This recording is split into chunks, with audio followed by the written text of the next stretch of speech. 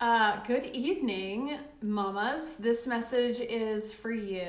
I know burnout might be I don't know if it's a buzzword or what it is, but I know it's something that I hear in my office. I hear exhaustion, fatigue, burnout, feeling uptight, feeling on edge. It can be a lot to deal with life in general and having children, let alone one that might be struggling. And I've got to speak to you from my heart because I've been there and I had that struggling kid that I was like, I don't feel like I can even be a good mom to you when I'm so stressed out. And a lot of what I had to take a look at is just the way that I was reacting.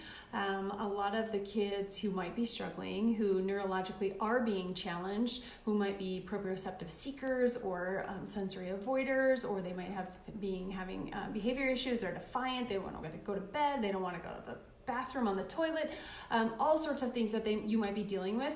And the way that we respond to that stress can kind of either feed it or help relieve it. So one of the conversations I had with a mom today with a colicky baby was just to hold that baby up to your skin and let it feel your calm heartbeat. If you can be calm while they aren't, they've been in our womb for a really long time, matching up to that heartbeat and feeling who we are. They were nice and cozy and comfortable in there. So if you can just hold your kid regardless of what they're doing, screaming, having a fit, and keep your deep breaths and just actually give them that proprioceptive feedback that they need, that is awesome. That is so awesome. If your husband's the one that can stay calm and do it and you need to walk away, do it. The kids need to know that love and that feedback and to be held and just be able to hold them.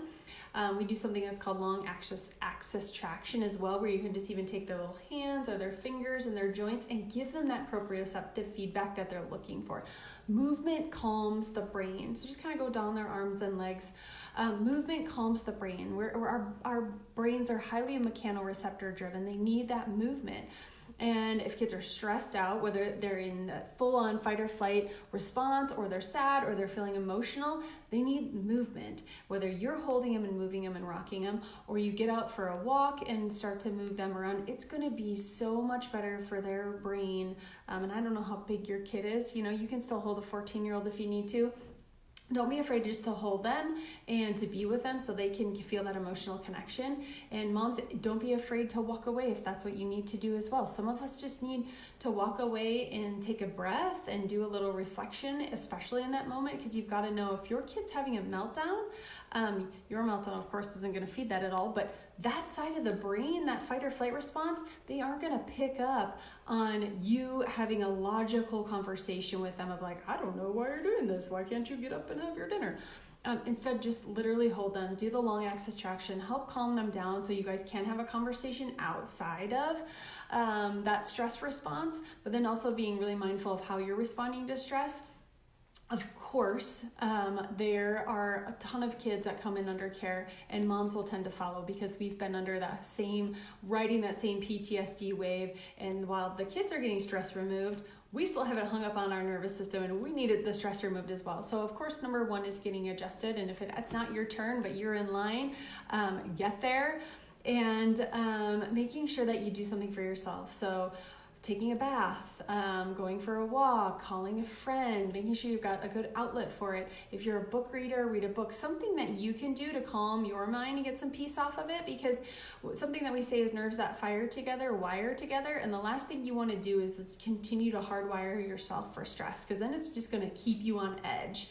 And whether you are in that stressful situation, or you're thinking about that stressful situation, you're reliving it, your brain and body feel exactly the same. Your brain's gonna dump the same stress response inside of your body. So the calmer that you can stay, deep breathing, meditation. I love the Headspace app. That's one of my favorite ones, but I know that there's some really great ones, even for kids. I talked to Mom about the Magic Treehouse app as well to help get kids to calm their bodies down. Those things are really great. Get your brain into a calmer state. And journaling, I really recommend journaling. I always say write stuff down. It's going to help you appreciate what's in your brain. Get it out on paper. Don't judge what you have inside of your brain. Just get it out so you know what's there. And it's going to help you digest that information a lot better. And of course, exercise. Anytime you're moving your body, you're going to feel so much better. Get some of that stress out of there, and make sure that you get your nervous system running up to snuff the way that it's supposed to. But I gotta tell you what, I can't, parenting's tough, right? Even if you have more than one kid, every single one of those kids are different, and they're gonna handle stress in different ways.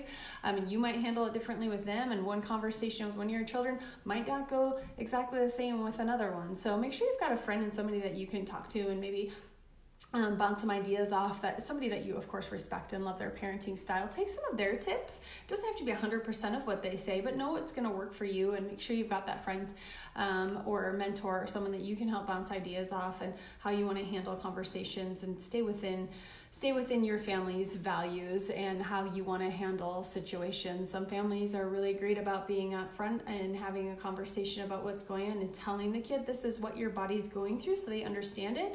And some of them are just the cheerleaders and say, hurrah, you can do this. And other ones want to tell their child everything that they do wrong. And I'm not saying that's right or wrong in any way, shape, or form. Do what's right for your family, but giving your child that encouragement that they need, that they can get healthy, they can do it, is going to help you as well. So happy Tuesday. I hope you guys have a fine evening. Go get in the bathtub if you need to. Grab a glass of kombucha or wine, whatever kind of drinker you are, and digest from the day. Read a book, listen to Audible, journal, meditate, go to bed.